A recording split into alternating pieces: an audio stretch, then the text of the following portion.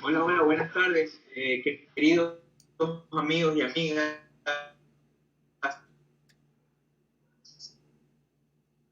Qué gusto que se conecten a Aliaga. Sé que hemos estado un poquito alejados, pero hemos vivido momentos muy duros en el Ecuador, poco a poco tratando de retomar la normalidad, pero sabemos que en distintas provincias hermanas aún tenemos una crisis muy fuerte, muy profunda, así que iniciar diciendo y expresando toda mi solidaridad, no solamente con las personas que tienen algún familiar, conocido, amigo, que esté contagiado en este momento de COVID-19, sino también un fraterno saludo y mi admiración total a esa primera línea de defensa que tenemos, que son nuestros profesionales de la salud, quienes realmente se han estado jugando la vida por nosotros, por todos los ecuatorianos.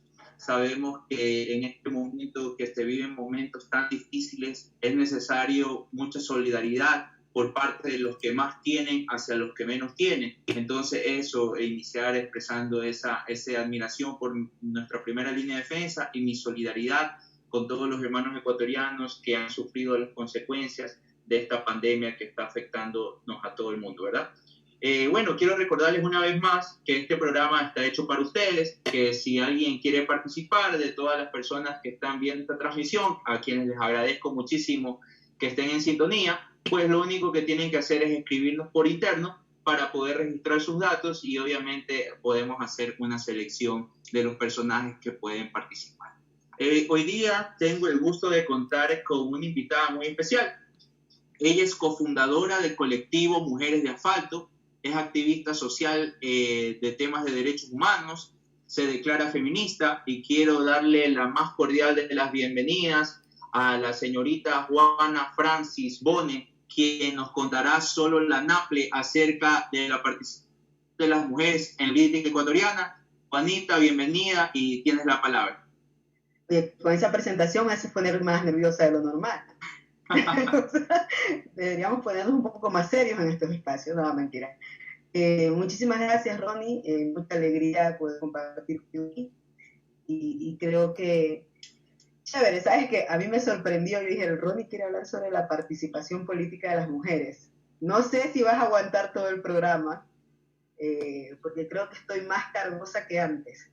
Entonces la NAPLE que voy a estar bien cargada. Entonces, eso, muchísimas gracias por la invitación. Está muy bien, sin más vale, es importante que en estos momentos de tiempos políticos muy duros, que sabemos que las malas decisiones de los políticos de turno, de las autoridades, nos han llevado a los hermanos ecuatorianos a soportar las consecuencias de todo esto. Y hay un tema que a mí me preocupa muchísimo y ya lo vamos a desarrollar más adelante, que es el tema de la violencia política hacia la mujer. Te lo digo con toda la sinceridad, porque a mí me enojan las injusticias, pero sobre todo cuando no es que te vas contra un ser indefenso, porque hay mujeres guerreras muy peleadoras, créeme, que tienen muchas capacidades, muchas actitudes, pero vamos a que existe todavía ese pensamiento muy arcaico y por ser mujer y participar en la política reciben todo el embate de la discriminación, de los ataques sistemáticos y de unos pensamientos que ya no deberían existir en nuestra sociedad, que debemos permitir la participación de todos y cada uno de nosotros, en especial de las mujeres, porque yo creo que es la reivindicación histórica que se merecen, ¿no? De mucho tiempo, de sus luchas. Y bueno, tú conoces más de cerca que yo siempre he sido fanático de la lucha de ustedes, de mis queridas compañeras, y hoy más que nunca tenemos que afianzar estos temas en la conciencia ciudadana porque es necesario que tengamos un presente y un futuro mejor. No puede ser posible que sigamos criando niños y jóvenes con ese tipo de pensamientos que ya no deberían estar, que debemos ser muy respetuosos, que debemos ser muy tolerantes y sobre todo empezar a valorar el trabajo que han hecho nuestras queridas mujeres, nuestras guerreras ecuatorianas a lo largo y ancho de la patria y del mundo, dejando en alto el nombre del Ecuador, que tiene que ser valorado. Pero antes de entrar a esos temas más contundentes, y como tú dijiste, vas a estar más afilada que nunca, y no lo dudo, por eso traje mi chaleco antibalas, quiero hacer una pequeña introducción de quién es Juanita Francis, porque la idea del programa es que entiendan de que estos espacios son para los ciudadanos, para los activistas, para los líderes sociales, para que las personas que están conectadas puedan conocer un poquito más de usted, de las luchas que llevan adelante, pero de dónde inician. Así que, bueno, quisiera saber quién es Juanita Francis y qué te motivó a defender los derechos humanos. Bueno, en el bajo mundo me conocen como Pachuca, y eso, Pachuca en quichua es como terco, ¿no? Entonces dicen que soy como una persona muy necia, y cuando se me mete algo en la cabeza, eso es, ¿no? Pero no es una terquedad, sino que es como la necesidad siempre de, mira, no hay imposibles. Cuando tú eres mujer, cuando eres negra, cuando vienes de un hogar que toda la vida ha trabajado muy duro, porque las situaciones económicas son muy complejas, una de las cosas que tú te proyectas en la vida es, no hay un desafío que no lo pueda vencer. Entonces, con esa consigna, aunque soy una persona, la gente cree que soy muy dura, pero no, yo creo que soy un ser humano muy sensible. Pero la cuestión es que cuando te proyectas una meta en tu cabeza, o sea, la cumples, pero hay un camino bien tortuoso, ¿no? Hay como que unas consignas ahí muy complejas. Y creo que el ejemplo que tuve en mi casa siempre me ayudó a como ubicarme en tiempo y espacio, ¿no? No hay tiempo, simplemente que si llegas a parar, porque es necesario a veces poner una pausa, pero que sea eso, una pausa, algo que sea como una transición para ir con más fuerza, ¿no? Como que paras para recargarte gasolina y continuar. Entonces, con ese ejemplo, además que tenía una madre muy cabrera en la vida, entonces mi mamá, yo creo que eso me configuró a mí el carácter como el que tengo. Y hoy día una amiga me decía, ¿no? Juana, quizás tú, lo que sucede contigo, puedo decir malas palabras, aunque no existen malas palabras. Bueno, O sea, decía, sí, mi amiga dentro dijo, de los límites de la tolerancia y del respeto, sí, es la NAPLE, bueno, o sea. no me van a poner pi luego, porque eso de la censura, después hablamos de ese tema. La cuestión es que me decía, es que no te estás ahuevando, y el problema con la gente es que le tiene miedo a la gente que no lo hace. Y la cuestión aquí es que no es eso, sino que es como, yo digo, Ronnie, cuando tú te planteas algo en la vida, y además sabes que eres ejemplo para tus sobrinas, para tus hijos, para tus hermanas y demás, y que hay otras compañeras que te están chequeando, porque cuando reconoces que eres ejemplo, te tienes que cuidar de lo que hagas. Pero también el cuidar no quiere decir que tienes que sobrecargarte, sino, hey, si yo lo puedo lograr es porque otros pueden hacerlo. Y la otra es que es complicado con la vida que no te indignen algunas cosas. Es complicado que no tengas rabia, es complicado que no te enojes, es complicado que veas una injusticia y te diga, y pasas de largo, no es posible, no es humano, ¿no? Y creo que también esas cosas te hacen como entender. O sea, yo algo que tengo muy presente, mi mamá, y siempre hablo de ella porque, bueno, ya no está, pero la mamá tiene que recordarse, mi hija era necia, pero era buena hija. Entonces mi madre tenía un negocio en el mercado, y creo que casi la edad de mis hermanos mellizos, hablo de unos 20 años, su negocio, y nosotros la acompañábamos. Mi vieja se levantaba a las 4 de la mañana y teníamos que acompañarla. Y yo digo, mi ejemplo de vida fueron muchas de esas mujeres. O sea, yo veía, no era solo mi mamá la que trabajaba en el mercado, habían otras señoras, la que vendía las legumbres, la que vendía el marisco y demás, y eran mujeres que además, al mismo tiempo que estaban trabajando, tenían a sus hijos estudiando. Entonces, por eso te digo, es complejo con esas realidades pasar y decir, ah, no, esto vive toda la gente. Entonces, el tema de las desigualdades creo que es un tema que a mí siempre me rompe mucho, y el tema de la movilidad humana y de la migración es un tema que además lo llevo mucho en el corazón, porque a lo largo de mi vida también he sido migrante, y, y más migrante interno, ¿no? O sea que puedo decir que casi me conozco todo el Ecuador, pero justamente esta migración también te hace entender, ¿no? Que muchos vivamos en otras ciudades, el tema cultural que te genera memoria, que te genera muchas cosas, te empodera también. Y que el venir de contextos complejos también te genera empoderamiento, ¿no? También te define el carácter, te define las luchas, te hace tomar la rabia como un motor también. Entonces eso, yo creo que si me preguntas eso también soy fan del encocado y del plátano. Oye, No voy a decir el Juanita, encebollado. pero, No voy a decir el a encebollado. ver, Juanita, tú eres una mujer joven. No, ¿Qué, casi qué es 40. lo que te ha marcado actualmente en este trajinar de la lucha social, la lucha y el activismo social? ¿Qué es lo que te ha marcado y eso influyó en la idea de crear el colectivo Mujeres de Asfalto? El cómo nos ven. Yo creo que es eso. Si tú me preguntas cómo defines lo que te ha marcado, es el cómo nos ven. Y eso me refiero a, no es solamente el ser mujer, sino el ser mujer negra, el ser mujer de una zona rural, el ser mujer negra rural, además el estar aspirando a educación. Entonces, claro, si tú me dices a mí cómo se crea Mujeres de Asfalto, primero que se creó de una necesidad, era un grupo de, no eran, éramos un grupo de chicas jóvenes y chicos pensando en cómo generar o cómo poder aportar desde nuestros conocimientos. Y hace 11 años nos creamos en la ciudad de Guayaquil trabajando por mujeres migrantes, ¿no? Entonces era, y luego con el pasar del tiempo lo que pasa es que nos vamos modernizando, ¿no? O vamos también ampliando horizontes de la proyección del trabajo en derechos humanos. Y eso es un poco lo que ha pasado.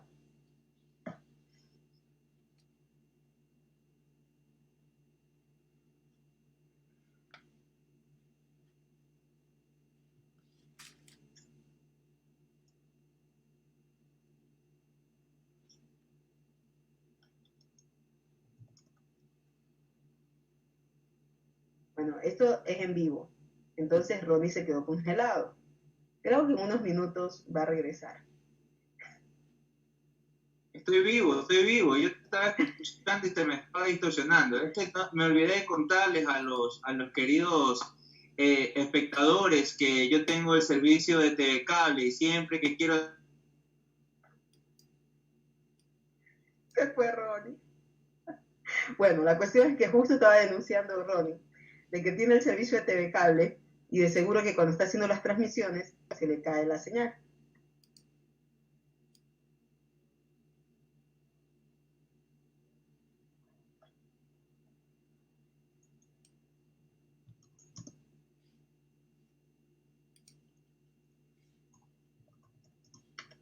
Vamos a hacer algo. Vamos a contar un ratito.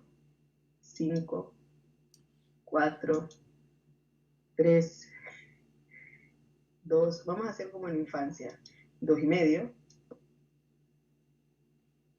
2,5. 2. 1. 1,5. 1. Y me acaban de dejar sola. Ok. Entonces, si la gente escribe, para que yo no me sienta así como sola y abandonada en un espacio cibernáutico, les voy a seguir contando. Y así nace un poco esta locura de colectivo que tenemos. Y digo una locura, y yo creo que es el reflejo justamente de las apuestas colectivas, las construcciones colectivas. Y esas apuestas de las construcciones colectivas son justamente espacios donde podemos reencontrarnos. Y acaba de llegar nuestro colega Ronnie.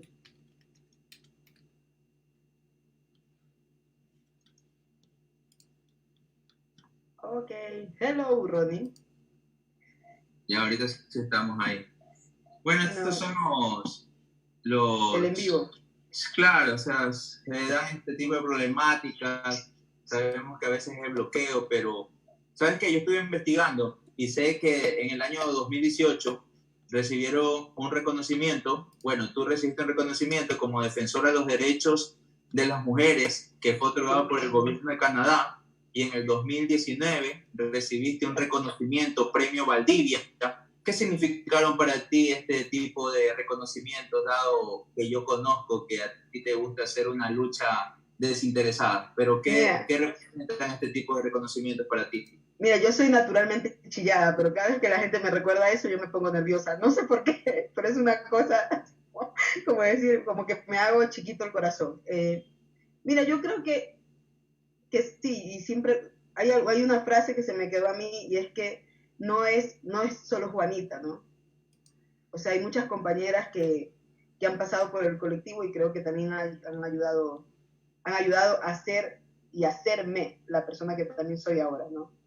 Y algo que justo estaba diciendo antes que regresaras es, para mí el colectivo es justamente la representación de eso, ¿no? Del trabajo colectivo, de las apuestas por construir otras formas de hacer política. Yo me acuerdo que alguna vez estuviste en Esmeraldas y conversábamos justamente de lo que significa innovar en hacer política, qué significa el desafío de una apuesta por hacer otras formas de hacer política.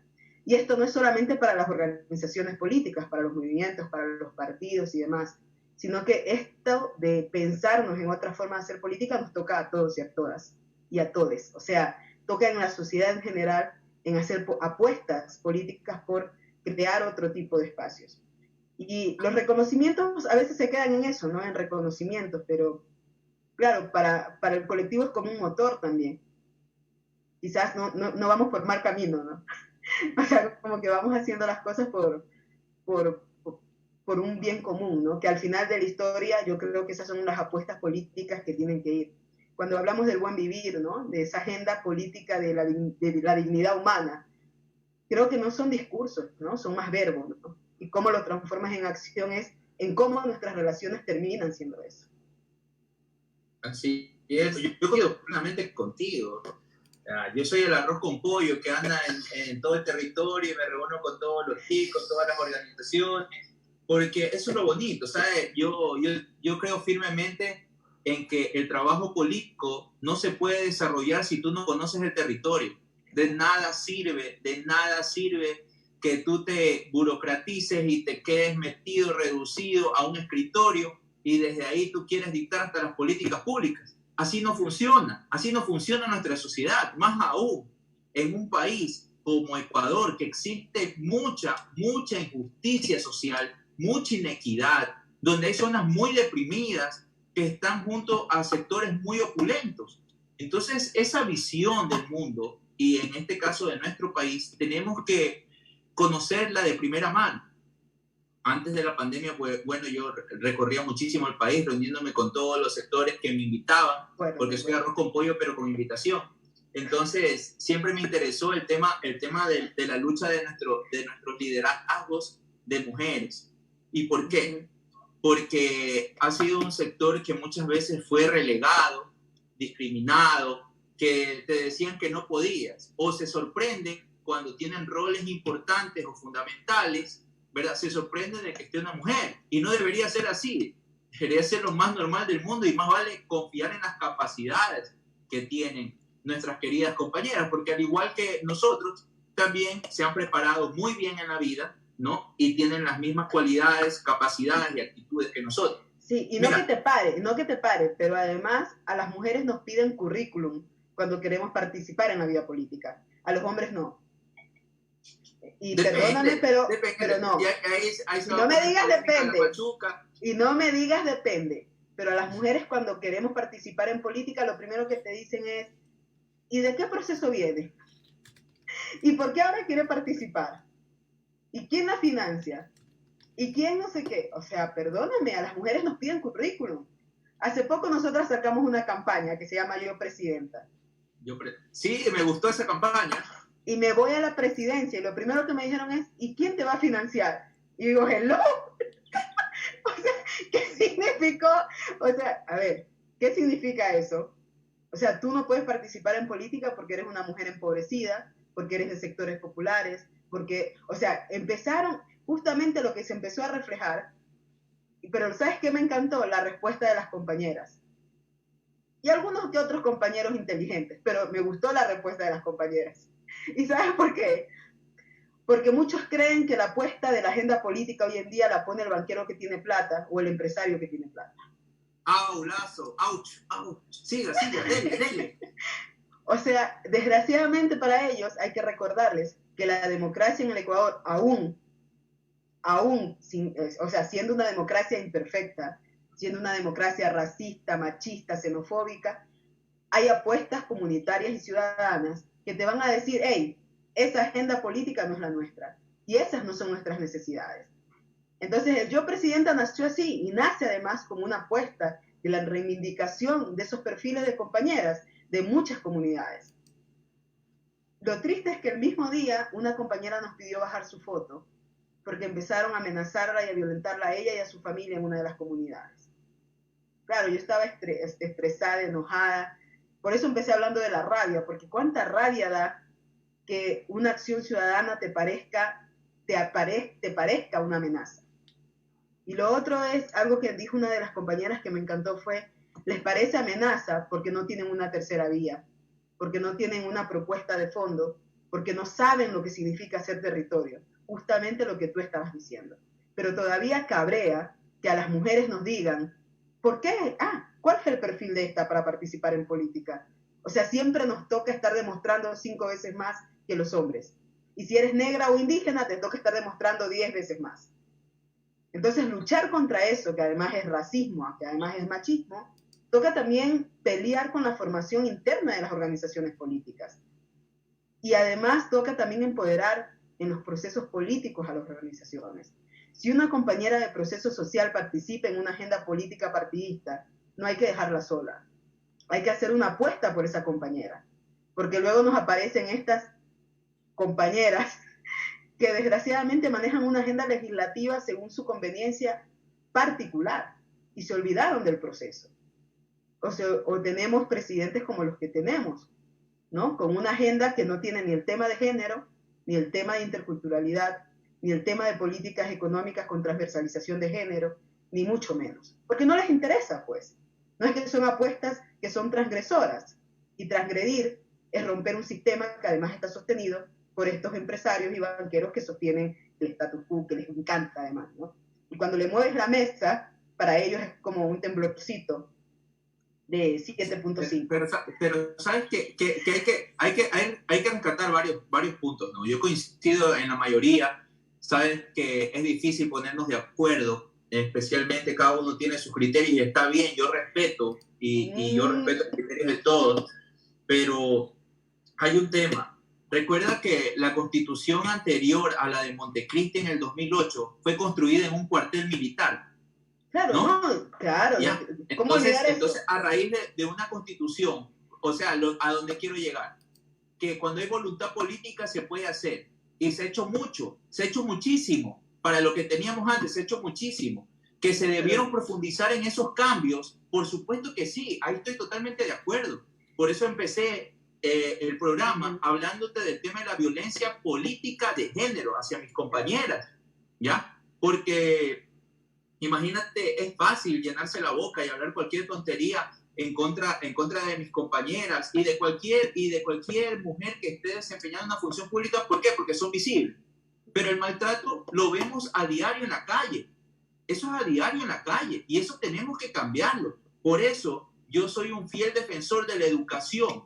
La educación es lo que nos va a llevar y nos va a generar el progreso y el desarrollo de la patria. Porque si nosotros empezamos a educar bien a nuestros niños, a nuestros jóvenes, a nuestros adolescentes, no vamos a tener por qué castigar o sancionar a los adultos. No vamos a escuchar no va a ser común como ahora escuchar casos de femicidio, casos de violencia intrafamiliar, maltrato a la mujer. Eso no va a ser el pan diario como sí lo es ahora, porque lamentablemente no se trabajó en eso. Más vale, como tú hablabas del régimen, este régimen se ha encargado de desinstitucionalizar el Estado y sobre todo la educación. Recordemos que ni en guerra, ni en estado de emergencia se pueden tocar presupuestos de salud y educación y lo primero que hicieron fue rebajarle y recortar el presupuesto a las universidades. O sea, sí, es una locura. O sea, hay que ir por una parte. Yo algo que rescato de la Constitución del 2008, algo que rescato y defiendo, es que fue un proceso ciudadano. Eso no lo puedes borrar. Y por eso la naturaleza de ese cuerpo legal como es. Y por eso hay que defenderlo. Por eso es como un cuerpo legal que además funciona con la realidad y proyección. Tanto así que yo me atrevo a decir que la Constitución del 2008 representa además formas de neoconstitucionalismo que antes no se habían visto para temas de la naturaleza, derechos humanos, protección del territorio y demás. O sea, esos avances nadie los puede borrar. Ahora hay una realidad, y es que, desgraciadamente, un cuerpo legal no te resuelve todo. Entonces tú usaste una palabra interesante que era el tema de o sea, a más del cuerpo legal, es la decisión política en algunos casos. Entonces, hay ahorita una reforma del CNE que para mí no es suficiente. Las compañeras lo ven como un logro y lo respeto, pero no es suficiente. Entonces, es esto que pusieron de paridad, que es necesario que las compañeras de... Ok, pero estaban en proyectos, no sé si ya se aprobó el tema de los distritos, que los iban a reducir. O sea que íbamos a tener menos espacios de representación. No, eso no se eliminó, más vale se amplió la participación de las mujeres, ¿no? En el porcentaje. No, lo de los distritos, ojo. No, distritos. no se eliminaron. Sí, Bueno. las mismas circunscripciones electorales para la participación. Mira, entonces a mí me parecía ahí, para cerrar la idea, me parecía a mí una contradicción que metieran esos dos proyectos al mismo tiempo y que te dijeran luego es que las compañeras mujeres deben celebrar porque hemos generado más democracia inclusiva. No es suficiente cuando los partidos no tienen una agenda de género. Entonces, cuando hay una captación y cuando todavía se manejan las organizaciones políticas, hay intentos de cosas interesantes, pero la mayoría de las organizaciones políticas se manejan por el que pone la plata, decide quiénes son los candidatos y transforman a ciertos perfiles de base, los transforman en simplemente una clientela de votos. ¿Cómo eso se hace un proceso de veeduría dentro del proceso electoral?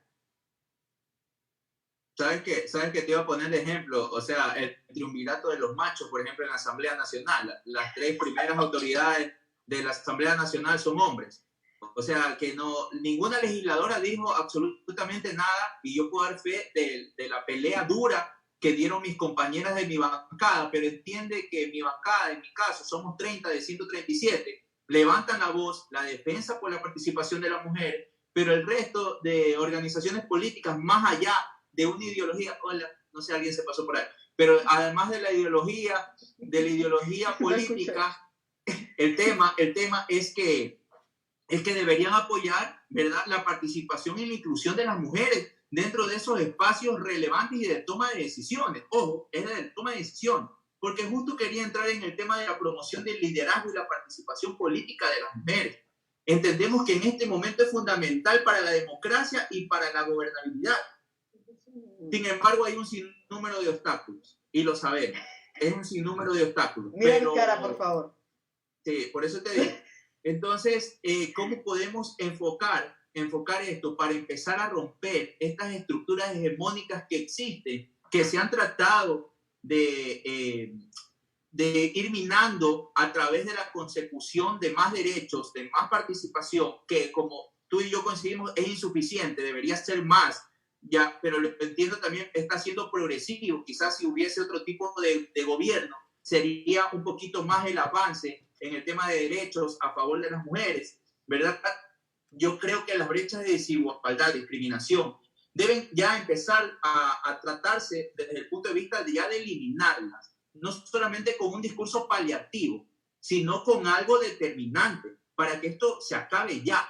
Y la participación de las mujeres en la vida política preste todas las garantías, como si la prestan para los hombres, que presten todas las garantías para que una mujer no se sienta amenazada en su vida, como el caso que tú has presentado el día de hoy, de la compañera que también estaba saliendo en una promoción, digámoslo así, de la campaña Yo Presidenta, de la campaña Yo Presidenta, y que ella recibió amenazas. Eso no se puede dar.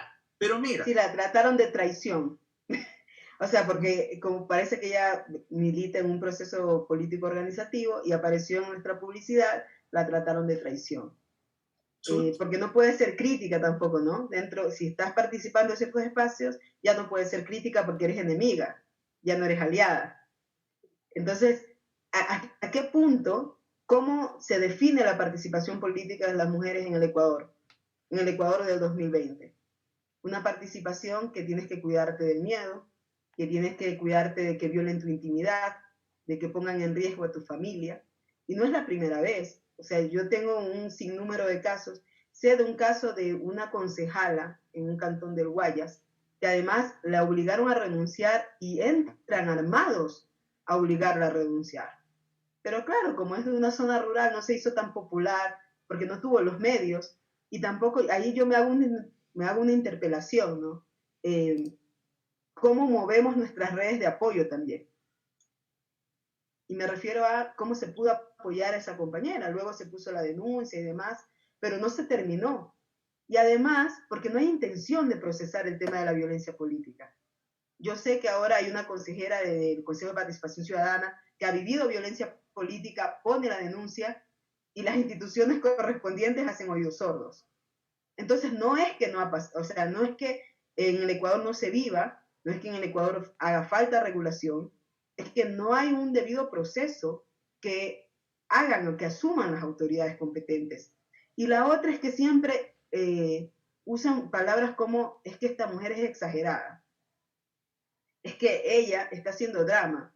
Y si no quería que la molesten, ¿para qué se puso minifalda hoy día? Para venir al pleno, por ejemplo. Siempre va a haber un pero. Yo, por ejemplo, la posesionada recién vicepresidenta, cuando ella dijo y emitió, yo sé que son mecanismos que están dentro del sistema como tal, pero ¿hasta qué punto eso me representa, no? Un discurso que hable sobre vamos a hacer caridad cuando estás haciendo un trabajo y por ese trabajo te estamos pagando, te están pagando todos los ecuatorianos. ¿Hasta qué punto tú llegas a esa función pública sabiendo qué vas a hacer? No necesito tu currículum, porque me decían, la señora es experta en violencia, una maestría no te hace experto. Y yo creo que sí, con esto no estoy delegitimando la educación superior, mucho ojo, pero creo que hasta la academia tiene que darse a veces un baño de populacho, de comunidad, tiene que darse un baño de territorio para comprender. No hay política pública eficiente que se haga desde el escritorio. Tiene que ser calle, ahí tiene que decir, tiene que ser calle. No hay determinación económica que no tenga coherencia con la comunidad que va a ser beneficiada de la estrategia económica. O sea, no es posible pensar que las cosas no están interconectadas. Aquí la cuestión es, tenemos que también tener conciencia crítica de qué espacios ocupar. Y con eso tenemos que también ser autocríticas y autocríticos también. Si yo que estoy trabajando seguridad, creo que seguridad simplemente se traduce a armas y chalecos antibalas, y no estoy hablando de las otras formas de pensarnos la seguridad desde cómo se habita en los espacios, ahí hay un error. Porque entonces creo que todo se cura con garrote. Entonces, esa estrategia de pensar de cómo nos ubicamos. Y la otra, no sé si ustedes se han dado cuenta, pero Ecuador en estos momentos, además de la crisis que tenemos por temas de sanidad, hemos vivido y estamos en una transición constante de crisis política, pero además con falta de representación femenina de pueblos y nacionalidades. Yo hace poco estaba trabajando en un informe sobre cómo está representada la población afroindígena en estos momentos en el gobierno actual. Y no hay representación. O fueron destituidos o destituidas, o fueron eliminadas sus instituciones, porque también la otra es, ¿qué significa la institucionalidad en algunos espacios, en algunos gobiernos o en algunas democracias? Y la institucionalidad también representa, con presupuesto, representa la decisión política de esos gobiernos. A eliminarlo, no hay decisión política.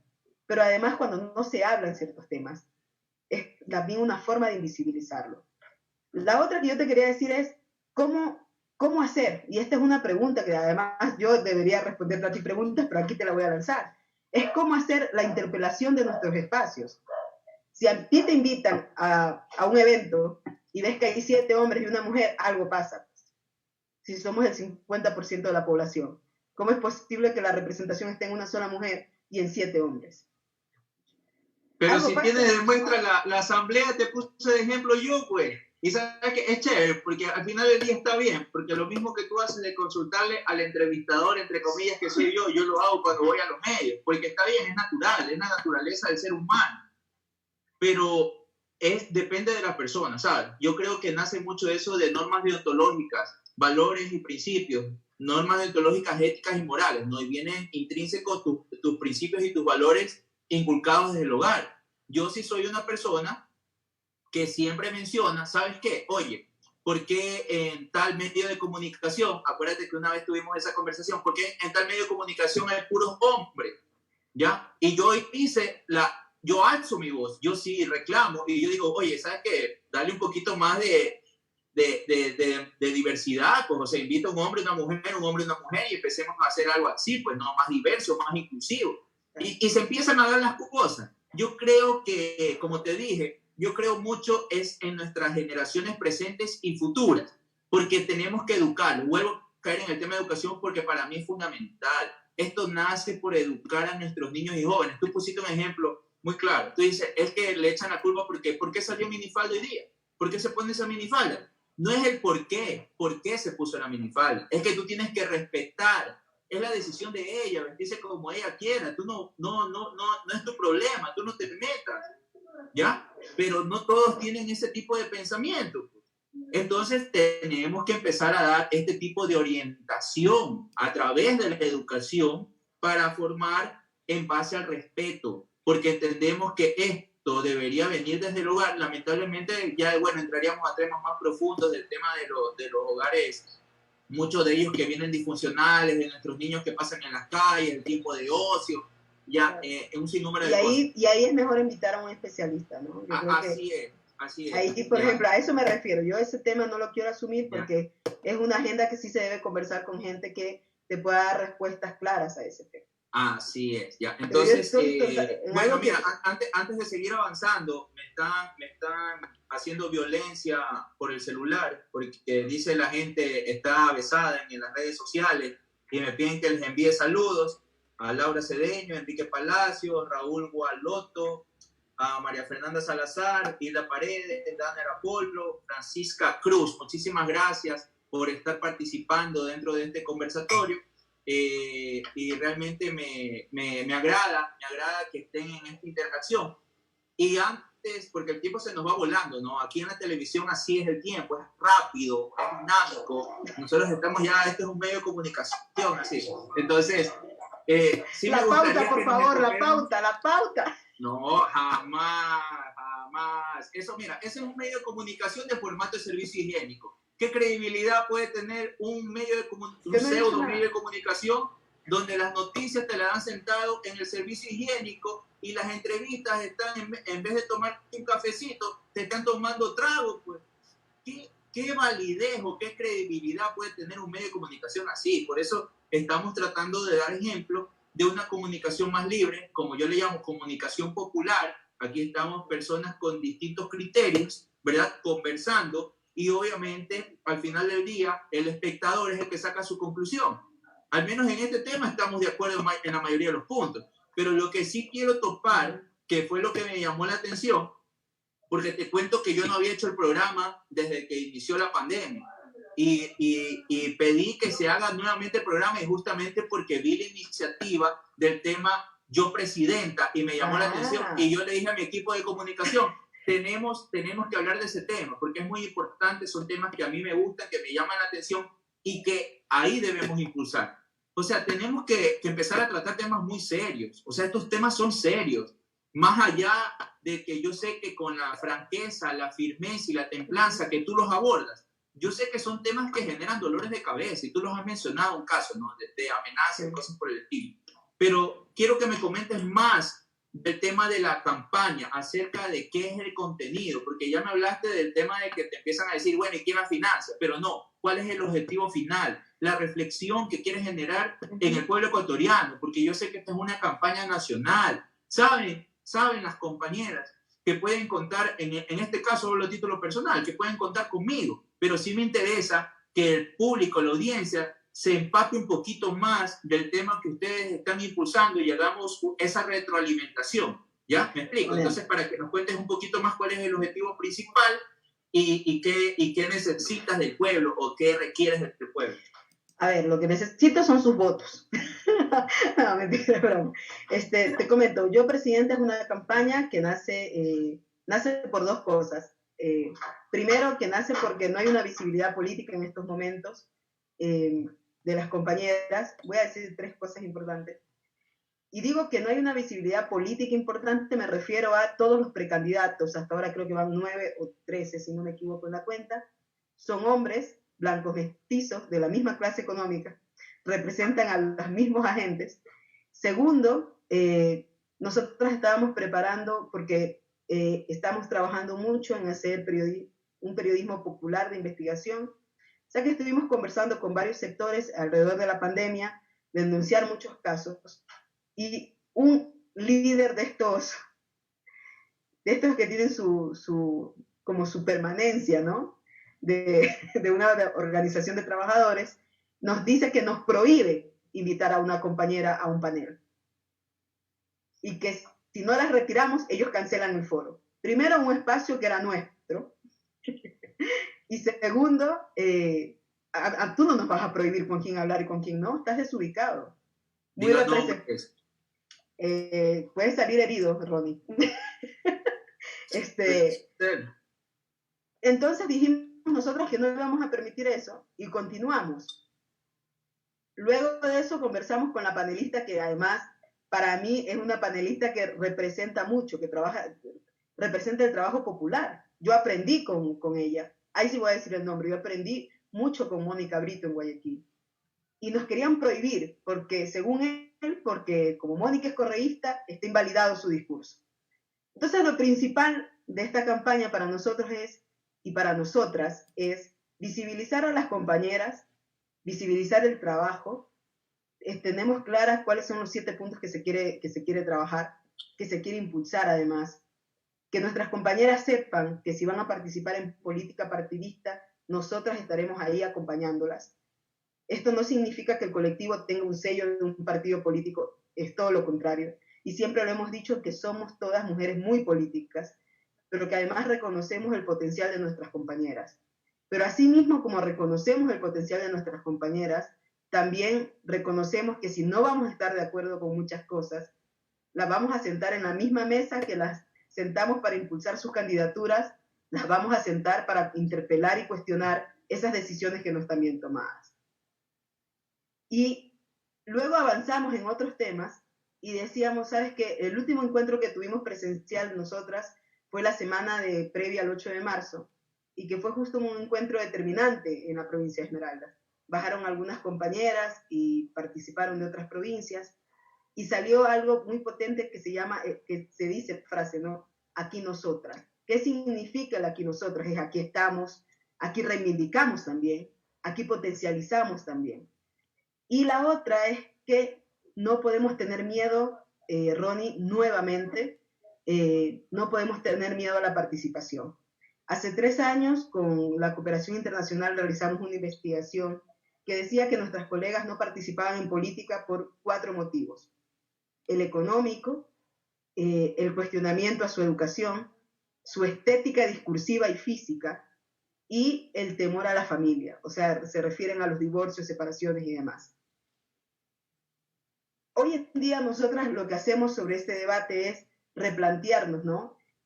Eso siempre nos dicen, no son sus lugares. El yo presidenta reafirma que sí son nuestros lugares y que nuestros lugares son todos. El que no podemos negociar ni ceder nuestro espacio porque nos digan que no nos merecemos estar ahí. Entonces, esa apuesta política, Ronnie, es una apuesta que nace desde las organizaciones, y además que siempre la última ley que yo sentí, o sea, no digo la última, antes de entrar a pandemia, la ley me recuerdo tanto que era aborto por violación, la agenda. Y ver que muchas compañeras, algunas dejaron de ir, otras no participaron, y se perdieron esos votos porque no era una agenda con la que tenían empatía, y porque muchas habían negociado con intereses particulares. Yo creo que esas fechas reafirmaron nuestra necesidad de estar en esos espacios, tanto en el Ejecutivo como en el Legislativo. Y que si se vienen elecciones, hay que hacer una apuesta por la base social y una apuesta de principales, porque también han cogido el tema de poner el segundo lugar para el segundo puesto o el alterno para justificar la paridad. Y la paridad no significa eso. Y la participación tampoco puede ser como minimizada alrededor de esos temas. Entonces, hay que ampliar mucho, y yo creo que hay mucha agenda para hablar. Con esto no quiero decir que abajo los hombres no pueden participar, aunque deberían ellos autovetarse, reconociendo que son una mayoría no proba, una mayoría que ha quedado con deuda, tanto en el Ejecutivo como en el Legislativo, en el Judicial, en el Tribunal Electoral, en el Consejo de Participación Ciudadana, han dejado una deuda, y es una deuda de funcionalidad, de ética, de coherencia, de responsabilidad de lo que significa hacer política y de las funciones del Estado como tal. Tenemos una política deslegitimada, pero no tan solo por las prácticas viciadas, porque además me cabe a mí hablar de corrupción, porque lo mínimo que podemos hacer cuando estamos sirviendo es hacer lo que te corresponde, y lo máximo es hacer extraordinariamente bien lo que te corresponde. Entonces, ¿sabes qué? Perdón, te interrumpí. Sigue, así. No, sigue, que yo me voy de largo y no te dejo hablar. O sea, más vale te iba a decir que la participación a veces existe. Lamentablemente han existido así como malos elementos hombres en tantos espacios, así mismo malos elementos por parte de las mujeres. Pues. O sea, tenemos una Fiscalía General del Estado en este momento liderada por una mujer afrodescendiente que solamente investiga los casos que le corresponden para solapar al régimen y no investiga todos los casos como se debería hacer en una verdadera lucha contra la corrupción frontal y decidida. Tenemos una ministra de gobierno que es responsable de muchas muertes, que es responsable del mal manejo de una crisis sanitaria como la que estamos viviendo. Y mucho mal manejo, pues. Mal manejo de frontera norte, mal manejo de frontera norte, mal manejo de acuerdos internacionales, mal manejo de acuerdos con la policía. A lo que quería llegar es que efectivamente... Pero, Ronnie, lo que pasa es que ella, o sea, aquí nadie va a justificar a nadie, pero eso no representa la participación política de las mujeres, mucho. Y creo que con eso también, con eso hay que ser claros también. Yo soy claro, yo te estoy diciendo que así como hablas de malos elementos por parte de los varones, así mismo yo también te cito un par de casos de espacios relevantes, porque se te van a justificar y tú sabes que lo justifican de esa manera. Te van a decir, ahí tenemos la vicepresidenta de la República, en este momento, pues bueno, es la tercera, bueno, ya, la vicepresidenta de la República, que te habla de caridad, cuando el servicio público no es de caridad, es de calidad pública, de servicio a la gente. Eso no tiene nada que ver con la caridad. O sea, sí, Ronnie, pero también, ojo, es trabajo. O sea, primero, a ver, yo soy muy amante de la política y creo que es uno de los temas que me apasiona. Pero cuando eres vicepresidente, presidente, asambleísta, o ocupas algún cargo que recibas una remuneración, es tu trabajo, pues. Así es. Aquí no estás haciendo obra social.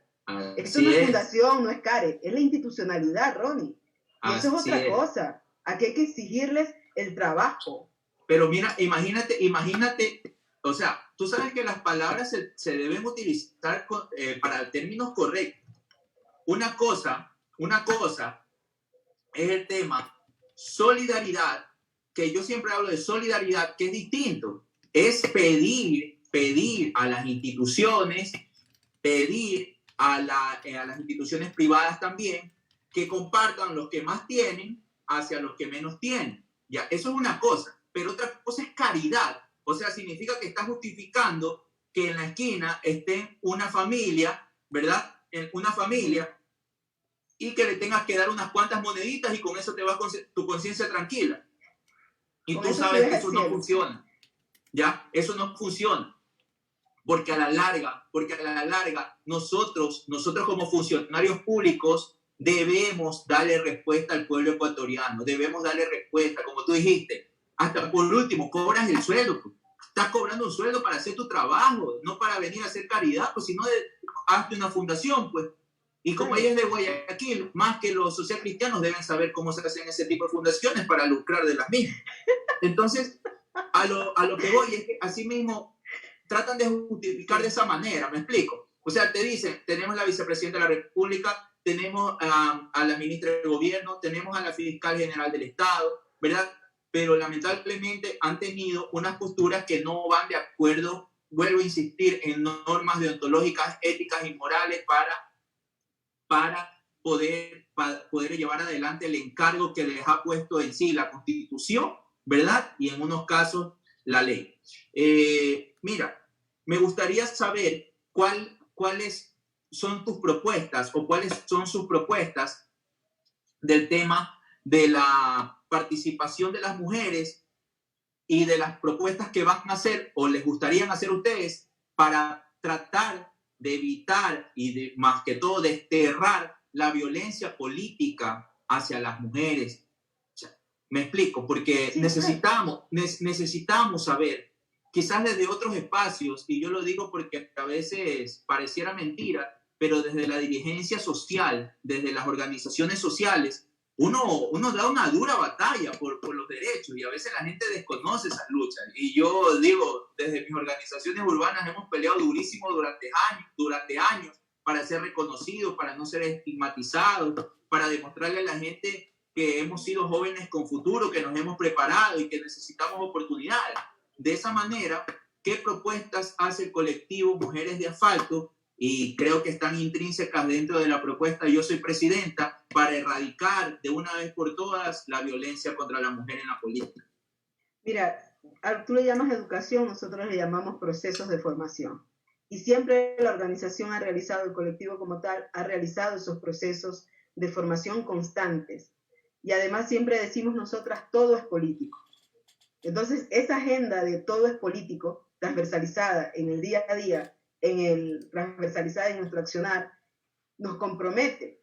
O sea, no es una cuestión de que, recuerdo la última reunión que tuvimos con una agenda política, y un tipo la llama a mi compañera y le dice, venga usted, que usted es mujer bonita, así le dice, venga a tomar apuntes. Estábamos en un espacio de organización política nacional, y le dice eso. Y claro, entonces yo me levanto y le digo, no, en este caso pueden ustedes, porque también tienen manos y me imagino creatividad para escribir, pueden tomar los apuntes de esta reunión. Qué bestia. Claro, Pero uno se ríe para no llorar, ¿no?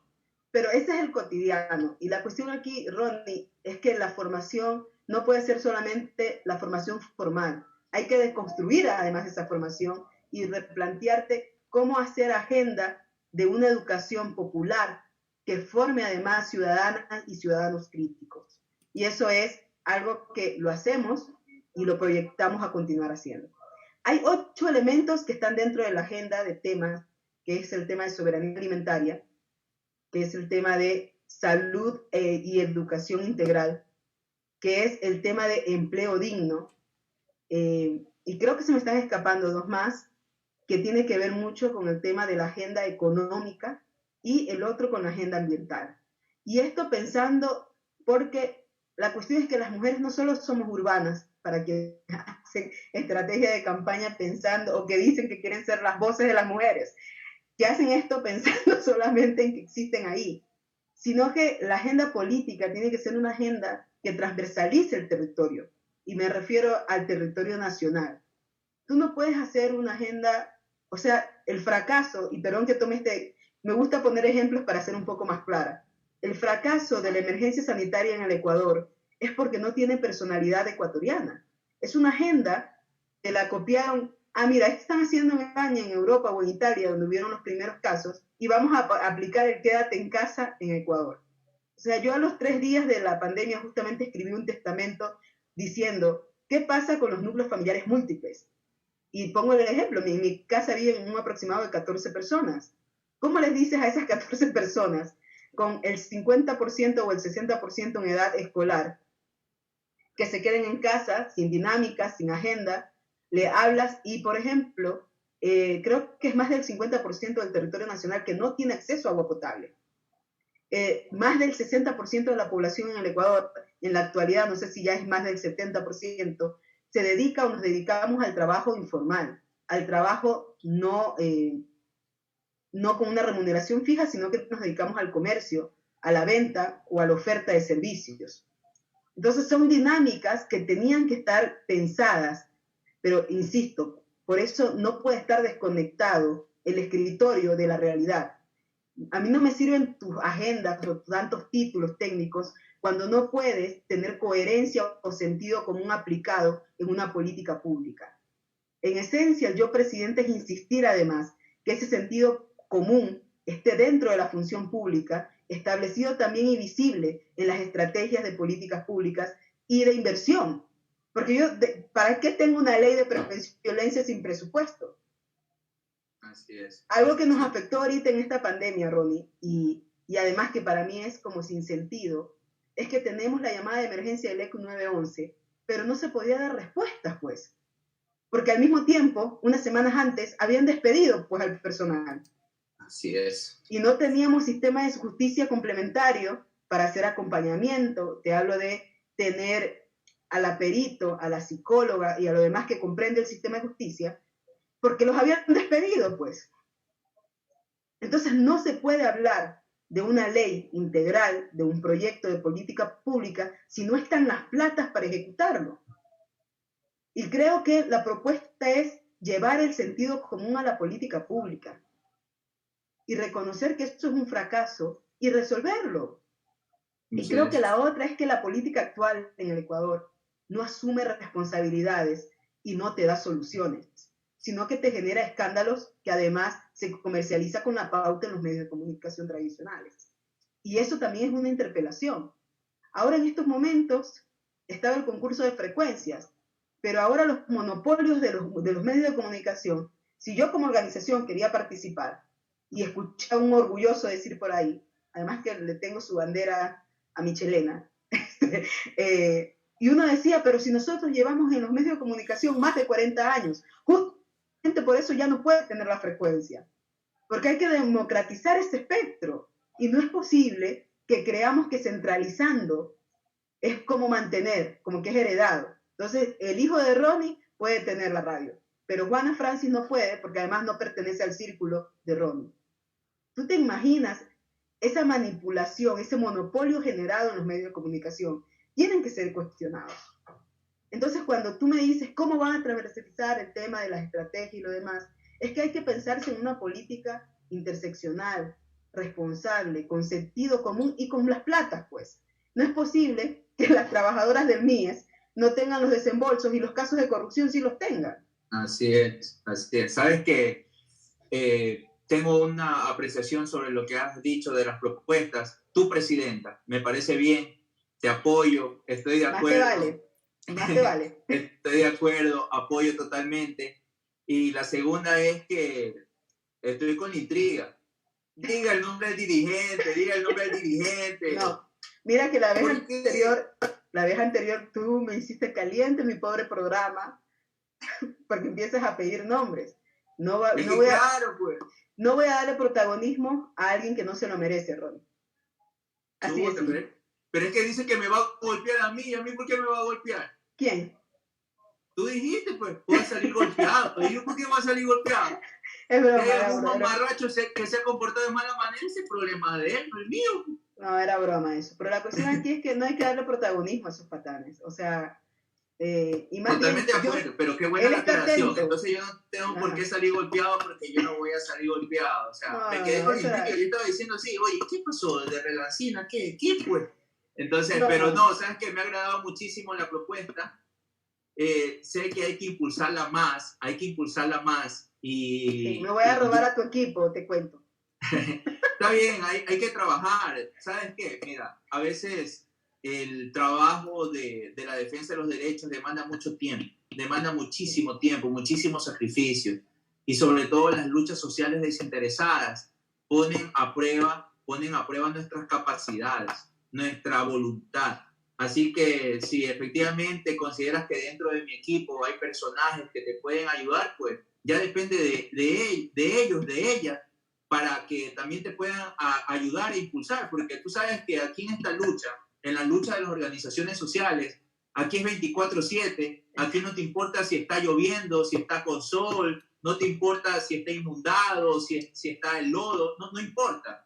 Tú sabes que tienes que luchar todos los días como que es el último día. Todos los días son importantes porque cada día podemos perder un compañero, cada día puede ser violentado un derecho y es muy importante poder trabajarlo.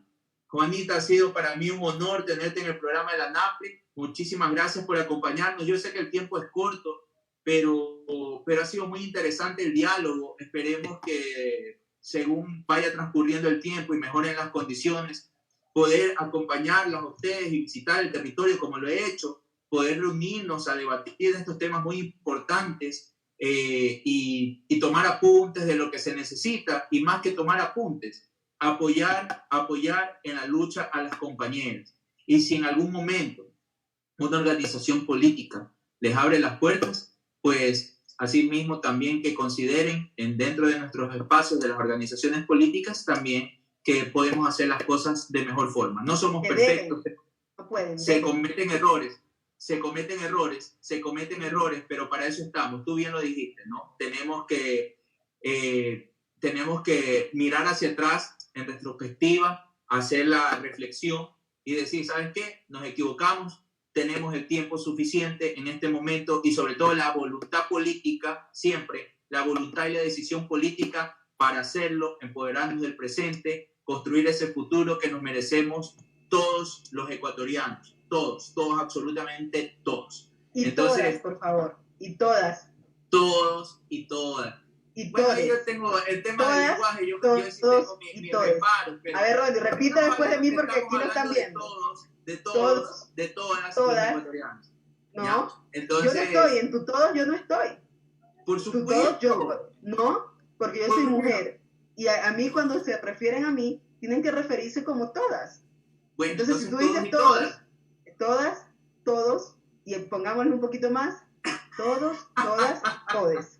Mira, yo tengo una discrepancia y yo creo que estoy en ese caso del lado de la Real Academia de la Lengua, pero la Real Academia de la Lengua también dijo que los negros eran seres animalizados. Así que la Real Academia de la Lengua... Por eso te digo, en ciertos aspectos, en todos no vamos a coincidir y tienes que respetar mi criterio como yo respeto el tuyo, porque esto no es de quien tiene la razón, y tú sabes que yo soy de pensamiento amplio, pero igual hay cosas, y en este caso donde yo me expreso de una manera muy amplia, muy general, y es mi manera de expresarme. Yo soy un guayaco de barrio, guayaco de barrio. Yo soy una esmeraldeña de barrio. Entonces esa es mi manera de expresar. Entonces yo te agradezco muchísimo el haber participado en el programa, y ya te voy a pasar un video de lo que a veces el tema del idioma, del lenguaje, de la manera en que nos referimos, nos ha llevado en este momento a divagar muchísimo cuando se deben tomar decisiones. Ojo, sí, pero ojo, hay una escritora nigeriana que dice que si la cultura la hacen los humanos, los seres humanos, eso quiere decir, y si los seres humanos nos transformamos, que puede haber la posibilidad de transformarlo. Igual pasa con el lenguaje. El lenguaje es lo que tenemos para comunicarnos tú y yo. Si lo podemos hacer mucho más claro, respetuoso y responsable, eso es una apuesta política. Y el lenguaje inclusivo es una apuesta política. Así que muchas gracias por haberme invitado. Gracias a todos, a todas y a todos que se conectaron. Muchísimas gracias, Juanita. Los esperamos el próximo jueves, así mismo por esta transmisión. Gracias al programa Hoja de Ruta, también hemos transmitido de mi fanpage. Un fuerte abrazo a todos los hermanos ecuatorianos que han estado conectados. Estos son los temas importantes que deberíamos estar debatiendo los jóvenes. Estos son los temas importantes que deben llamar nuestra atención. Siempre propositivos. Es necesario cambiar el rumbo de la política actual, y eso solamente lo vamos a conseguir empoderándonos. Quien diga o se quiera desentender de la política no ha entendido nada. En este momento el país está jodido por las malas decisiones políticas, indistintamente de la línea política que haya tomado la decisión. Estamos jodidos por las malas decisiones de un régimen, así de sencillo. Así que para revertir eso, a los jóvenes sobre todo, a empoderarse de la política, de las luchas sociales, a ser solidarios, a ser honestos, a ser transparentes, a demostrar que podemos hacer la diferencia. Muchísimas gracias a todos y nos veremos en una próxima ocasión. Gracias, Juanita.